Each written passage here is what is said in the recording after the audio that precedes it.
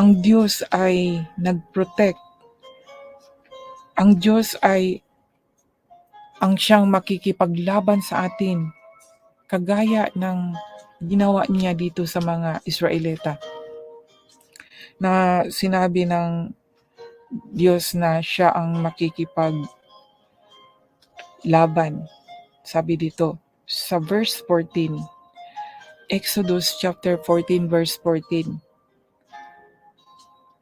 ang Panginoon ang makikipaglaban para sa inyo. Hindi nyo na kailangang makikipaglaban pa. Diba, mga kaibigan? Kung nagtitiwala po tayo sa Diyos, siya po ang makikipaglaban sa atin. Ang gagawin na lang po natin, magdasal lang po sa Kanya. Hihingiin lang po natin.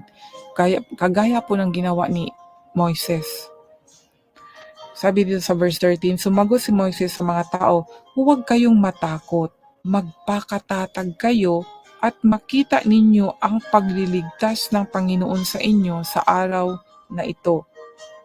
Yan po ang sabi niya. Kagaya po sa atin, huwag po tayong matakot. Magpakatatag po tayo. Sumampalataya lang po tayo, magtiwala lang po tayo sa Panginoon, mga kaibigan.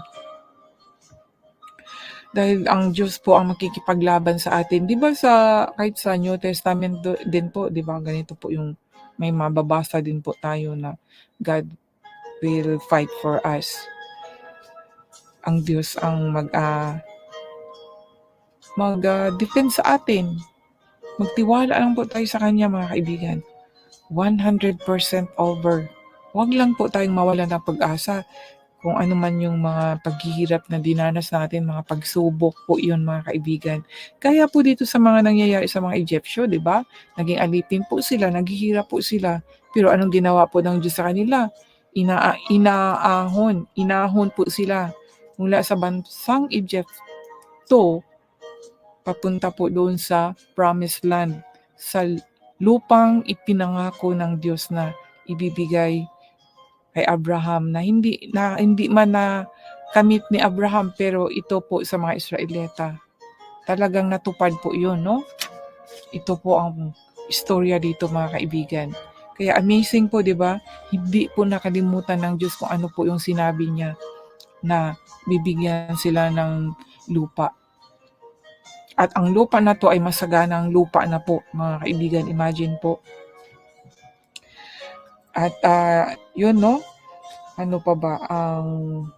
Yung ito din, no, amazing, di ba, mga kaibigan, kung paano sila nakatawid sa tubig.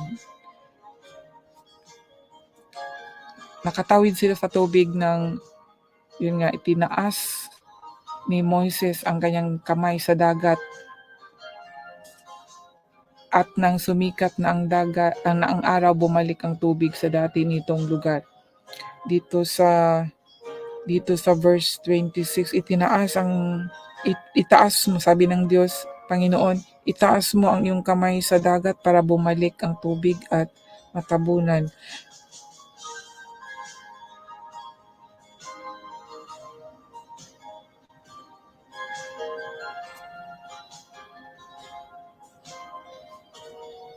So dito natin makikita, mga kaibigan, kung paano nahati at kung paano bumalik. Paano nahati yon ay may hangin na ipinadala ang Panginoon para mahati yung tubig. Sabi dito sa verse 21, Exodus chapter 14 verse 21, pagkatapos itinaas si Moises ang kanyang kamay sa dagat at nahati ang dagat sa pamamagitan ng malakas na hangin na ipinadala ng Panginoon. Ipinadala ng Panginoon, mga kaibigan, ang hangin. Kaya nahati yung tubig. Ito po yung ayun po dito, no, sa sinabi dito sa Bible. At marami pa pong taong hindi po sila naniwala sa ganitong pangyayari po. Sabi nila ay gawa-gawa lang daw ng tao itong sinulat dito. Hindi daw totoong nagkaroon ng hati na tubig. Hindi daw totoong naligtas ang mga Israelita. At ito daw ay isinulat lang. So ibig sabihin, sa mga ibang hindi naniwala, katang isip, hindi totoong na-experience ito. Pero kung ako naniniwala ako na ang Diyos ko ay totoong makapangyarihan sa lahat, naniniwala ako na magagawa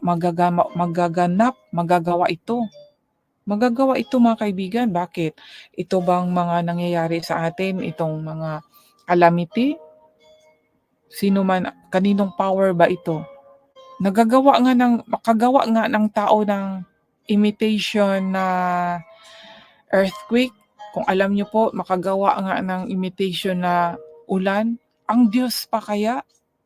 Ang Diyos pa kaya mga kaibigan na siya ang nag-iisang Diyos na walang katulad. Ayun dito, sinabi niya, para malalaman ng buong mundo na ako ay walang katulad. Sinabi dito mga kaibigan, kaya ako naniniwala talaga ako na mayroong isang Diyos na makapangyarihan sa lahat.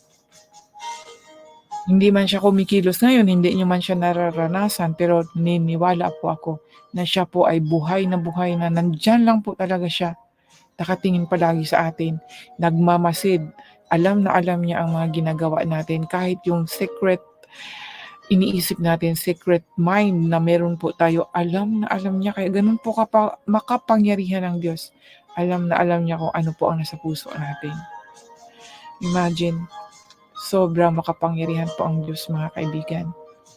Na sana po lahat po tayo ay magkaroon ng takot sa Kanya.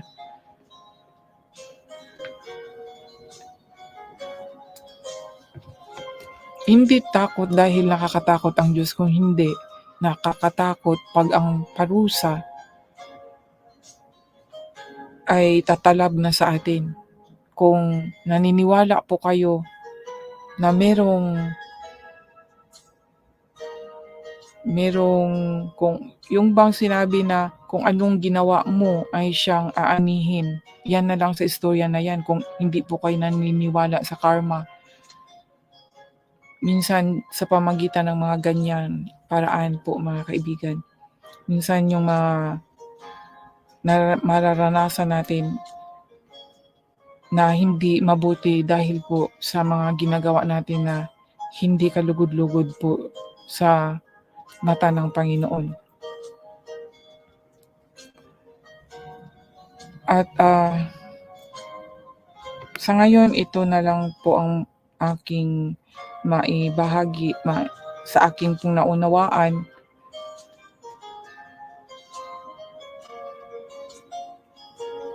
Na sana po ay ang paggalang natin sa Panginoon hindi lang dahil nakita natin ang kanyang kabutihan sa buhay natin o nakatanggap tayo ng magandang mga material na bagay o anuman, ay doon lang natin mapupuli ang Panginoon. Sana sa lahat ng pagkakataon, may pagsubok man o anuman, mapupuli pa rin natin ang Panginoon. Kagaya dito sa mga Israelita, sabi dito, nakita ng mga Israelita ang dakilang kapangyarihan ng Panginoon na ginamit niya laban sa mga Egyptyo. At dahil dito, iginalang nila ang Panginoon at siya ay pinagkatiwalaan nila at ang lingkod niyang si Moises. At dahil lang dito mga kaibigan, dahil nakita na nila ang dakilang kapangyarihan ng Panginoon, iginalang nila ang Panginoon. Yun po. Parang yung baga, kung sa aking naunawaan, kung meron lang mabuting ginawa ang Panginoon ay doon lang nila igagalang. Pag nakaranas na sila ng pagsubok ay